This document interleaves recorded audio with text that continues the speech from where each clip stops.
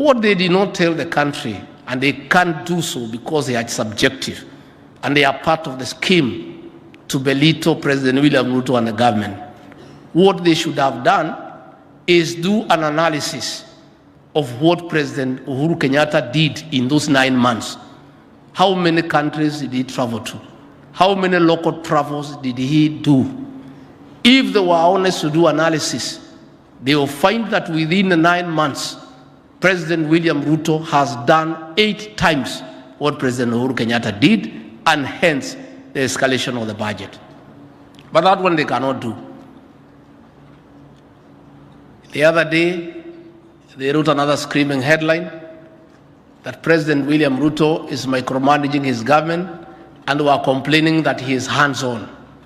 I've never heard anywhere in the world where anybody would have a problem with a hands-on CEO of any institution. CEO of any institution. All institutions that are known to be successful, all organizations that are known to have made a difference, they are those organizations that are led by a CEO who has a hands-on style of management. But our press have a problem with that. They are still in denial. We ask you to move from the denial stage to the one of acceptance. William Ruto is the President of the Republic of Kenya. He defeated you and your project, and there's nothing you can do about it. You can just wait for your time and make another bid.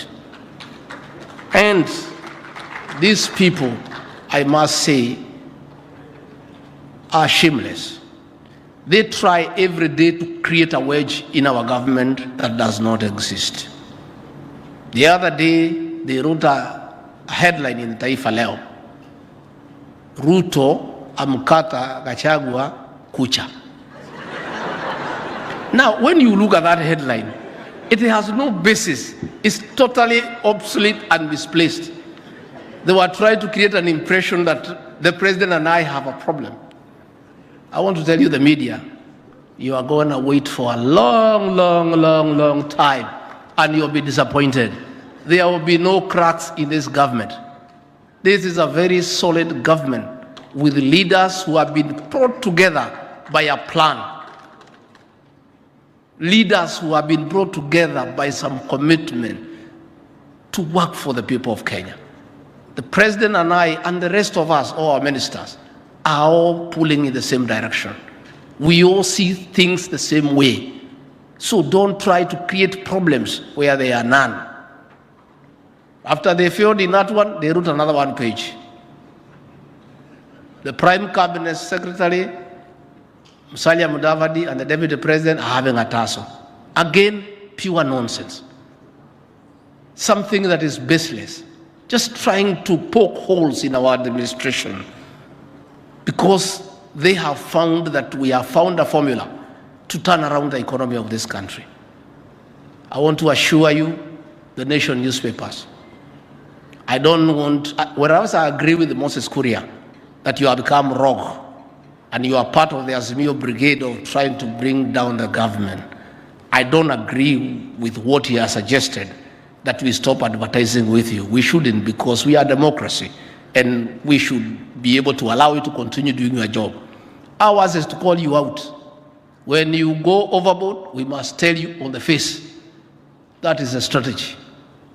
But we also advise you, instead of hiding, why don't you convert yourself into a political party and then join the Azimio coalition? And then you can face us in politics, which is not your line.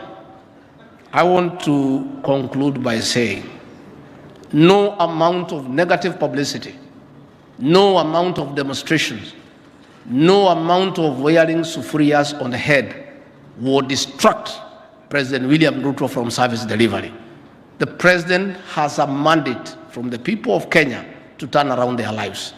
The president has a social contract of 5 years to improve the economy of this country, restore the dignity of the Kenyan people, put money into people's pockets, and uplift their standards of living. That is a commitment that he took the Bible at Kasarani on 13th of September and swore before God and before man to do so. You can continue shouting from the rooftop. You can continue writing screaming headlines. you can continue creating false narratives. And I must tell you, because it's important that I do, so that you don't confuse the people of Kenya.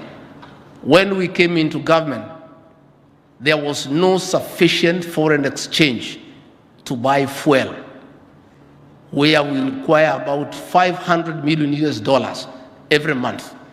And as a result, the Kenya shilling became very weak, and the dollar was going to 140, 141, 145, headed to 150 shillings per dollar. Had President William Ruto and his government not intervened through a government-to-government arrangement where we get fuel on a 6-month credit period to cushion the shilling from further sliding down, reduce the need for the shilling, therefore to stabilize the shilling, the dollar today would be at 200 shillings. But that single intervention by government has stabilized the dollar at about 135 shillings. And things are even getting